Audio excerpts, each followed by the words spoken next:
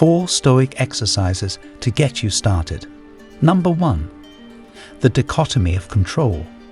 The chief task in life is simply this: to identify and separate matters so that I can say clearly to myself which are externals not under my control, and which have to do with the choices I actually control. Where then do I look for good and evil? Not to uncontrollable externals, but within myself to the choices that are my own. Epictetus. The single most important practice in Stoic philosophy is differentiating between what we can change and what we can't, what we have influence over and what we do not. Aurelius points out that we really only have control over the workings of our mind, our thoughts, beliefs, and actions. When we focus our effort here, we become resilient, responsible, effective, and we work towards mastering our inner world, and in doing so we learn to master how we respond to the outer world, often for the better. A flight is delayed because of weather. No amount of yelling at an airline representative will end a storm. No amount of wishing will make you taller or shorter or born in a different country. No matter how hard you try, you can't make someone like you.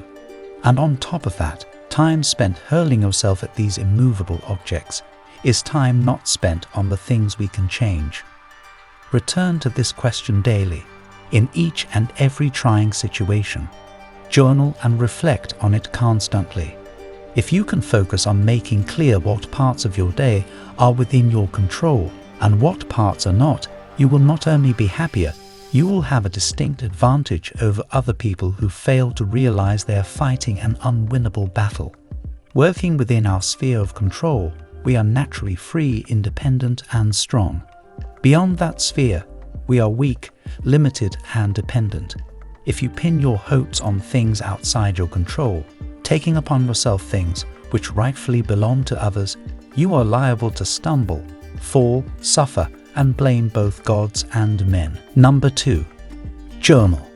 Epictetus the slave, Marcus Aurelius the emperor, Seneca the power broker and playwright. These 3 radically different men led radically different lives, but they seem to have one habit in common: journaling. It would be Epictetus who would admonish his students that philosophy was something they should write down day by day, that this writing was how they should exercise themselves. Seneca's favorite time to journal was in the evenings. When darkness had fallen and his wife had gone asleep, he explained to a friend, "I examine my entire day and go back over what I'd done and said, hiding nothing from myself, passing nothing by." Then he would go to bed, finding that the sleep which follows this self-examination was particularly sweet. In Stoicism, the art of journaling is more than some simple diary. This daily practice is the philosophy, preparing for the day ahead, reflecting on the day that has passed, reminding oneself of the wisdom we have learned from our teachers, from our reading, from our own experiences. It's not enough to simply hear these lessons once. Instead, one practices them over and over again, turns them over in their mind, and most importantly, writes them down and feels them flowing through their fingers in doing so. Number 3. Practice misfortune. It is in times of security that the spirit should be preparing itself for difficult times. While fortune is bestowing favors on it, then is the time for it to be strengthened against her rebuffs. Seneca, who enjoyed great wealth as the advisor of Nero, suggested that we ought to set aside a certain number of days each month to practice poverty. Take a little food, wear your worst clothes, get away from the comfort of your home and bed. Put yourself face to face with want, he said. You'll ask yourself, is this what I used to dread? It's important to remember that this is an exercise and not a rhetorical device. He doesn't mean think about misfortune, he means live it. Comfort is the worst kind of slavery because you're always afraid that something or someone will take it away. But if you cannot just anticipate but practice misfortune, then chance loses its ability to disrupt your life. If you are distressed by anything external, the pain is not due to the thing itself, but to your estimate of it. And this you have the power to revoke at any moment. Emotions like anxiety and fear have their roots in uncertainty and rarely in experience. Anyone who has made a big bet on themselves knows how much energy both states can consume. The solution is to do something about that ignorance. Make yourself familiar with the things, the worst-case scenarios, that you're afraid of. Practice what you fear, whether a simulation in your mind or in real life. The downside is almost always reversible or transient. Number 4. Train perceptions. Choose not to be harmed and you won't feel harmed. Don't feel harmed and you haven't been. The Stoics have an exercise called turning the obstacle upside down. What they meant to do was make it impossible to not practice the art of philosophy, because if you can properly turn a problem upside down, every bad becomes a new source of good.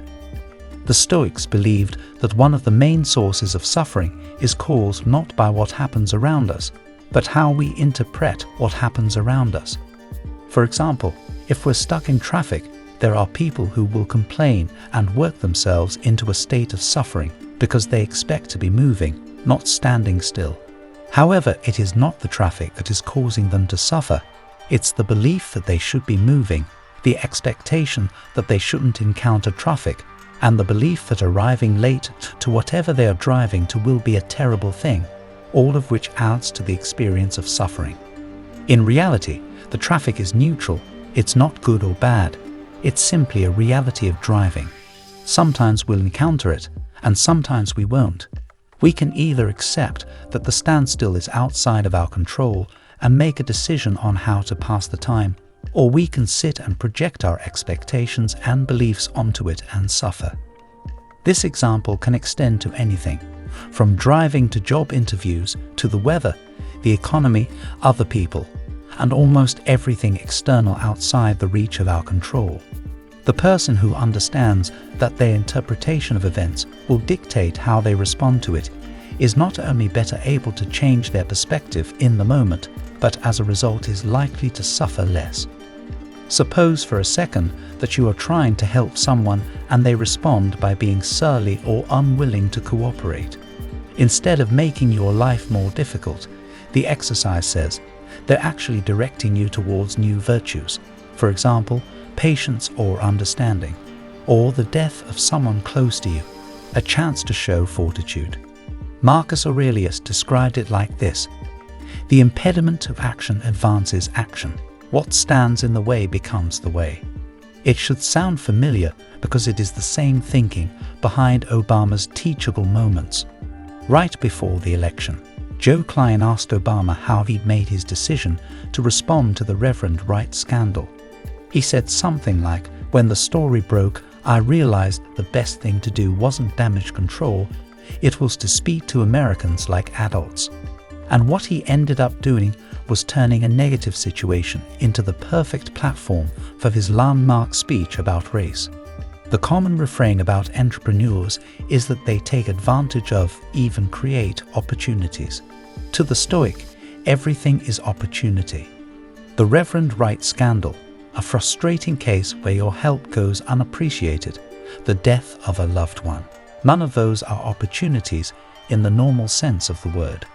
In fact, they are the opposite. They are obstacles. What a Stoic does is turn every obstacle into an opportunity. There is no good or bad to the practicing Stoic. There is only perception. You control perception. You can choose to extrapolate past your first impression. X happened. Greater than X happened, and now my life is over. If you tie your first response to dispassion, you'll find that everything is simply an opportunity. Join us in embracing the timeless wisdom of Stoicism for a more fulfilling and harmonious life. Don't forget to like, share, and subscribe for more insightful content on personal development and well-being. Let's cultivate a Stoic mindset together.